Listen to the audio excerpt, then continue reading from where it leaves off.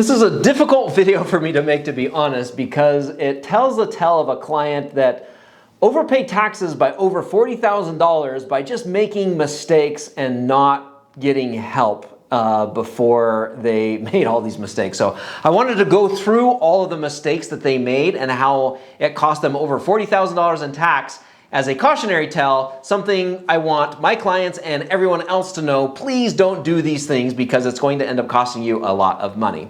My name is Merrill Taylor. I'm a CPA. I've been preparing taxes and doing tax strategy for over 20 years. We've helped clients save millions of dollars in taxes by using specific strategies, making sure they're invested in things in the right way and using the strategies that help them save money on tax. So what did this client do that ended up costing them over $40,000 in taxes? Well, to start off with, they started their own business, which is great, which generally leads to a bunch of tax savings. However, they didn't do it the right way. They didn't reach out and say, hey, we're starting a business. What would you recommend? Hey, how should we set this up? What should we do? Instead, they just kind of launched out into it. Not only that, but they decided that I had prepared their personal return for many years. They've been a great client, but they decided that now that they were starting a business, that they were going to have another CPA do the business return and I would still do the personal return.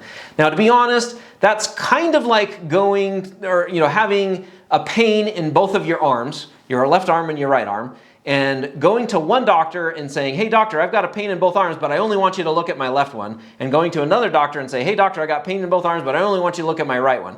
Chances are that problem is probably related and you need one doctor looking at both problems. Well, that's the same thing of having one CPA do your business return and one CPA do your personal return. They're related. They're the same thing. The businesses, usually when you have a partnership, S-corp, that income flows into your personal return and that's where you pay the tax. The business return is just a filing that flows into that, and all the planning needs to happen at the personal level for both the business and the personal. So that was their first mistake. They wanted two CPAs doing two different things, and that caused a lot of problems because I didn't see the business side until I got the K1. And then when I got the K1 from the partnership that they had set up, I said, this is really bad. Because what happened is they started a business, they made over $200,000 in that business. Which was then fully taxable to them.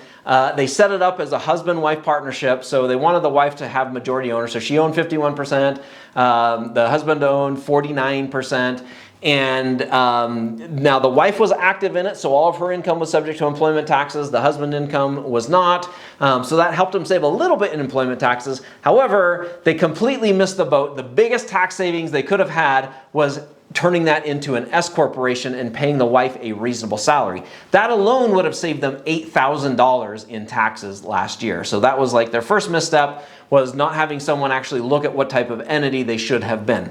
So they missed out on that. Now they live in Utah, and Utah is a state that allows you to pay your business portion of your state tax through your business and get a deduction. It's called the pass-through entity tax deduction.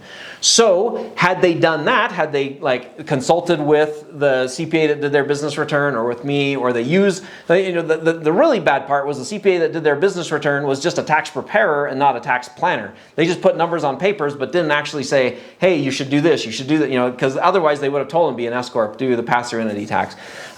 So they could have paid their state tax at their entity level, got a deduction for it, which would have saved them another $3,500 in tax. So now we're up to over $11,000 in tax just from two things that they could have done that would have saved them a lot of money in that way.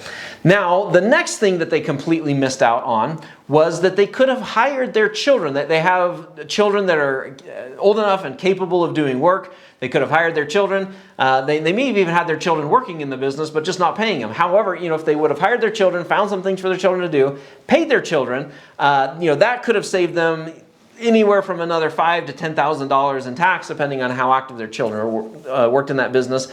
But they made a critical error in the way that they set up this business and the ownership of it, because generally the way that we do businesses like this is that yes, we do an S corporation to help them save money on tax, but we only make one person the owner of that S corporation. The reason for that is that when you pay children out of an S corporation, you still have to pay the employment taxes on them. They're not subject to income tax as long as they're under the standard deduction, but they are subject to employment taxes.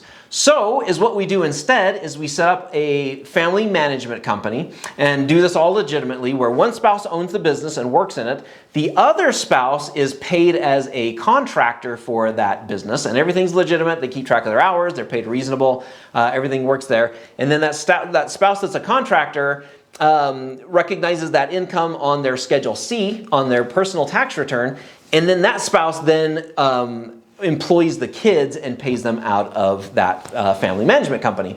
That allows them to escape the employment taxes on those kids. Now this client, unfortunately, they set up the ownership as both husband and wife owning it, so that strategy is going to be a little more difficult, if not impossible to implement. So we have one spouse be the owner of the business, we make it an S-corp, the other spouse runs the family management company, is a contractor, gets paid, and then pays the kids and other expenses of that family management company.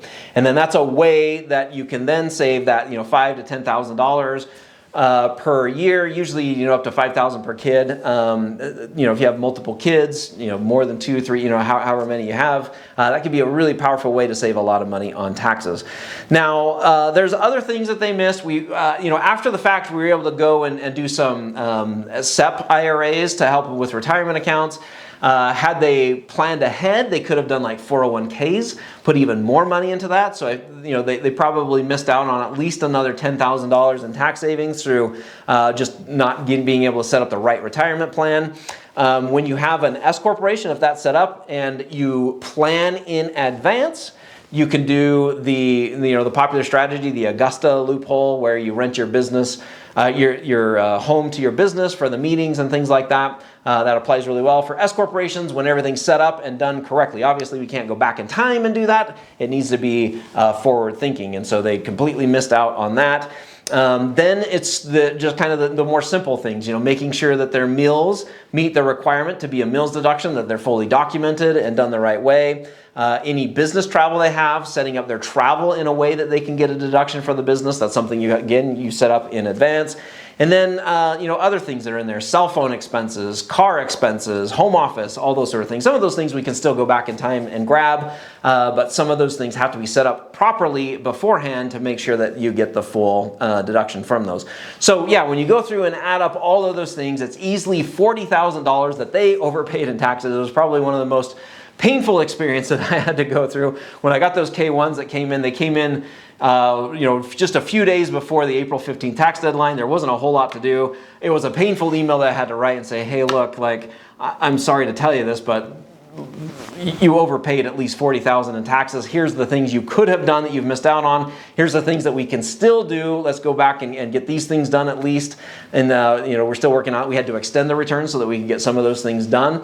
Unfortunately, they missed out on those savings. So we talk a lot about these savings, a lot about this stuff on our channel here. So make sure that you subscribe, because we'll have all these sorts of tips that you can use that will help you avoid these mistakes and not overpay in taxes. So subscribe to our channel and go to taxtutor.com and subscribe to our newsletter.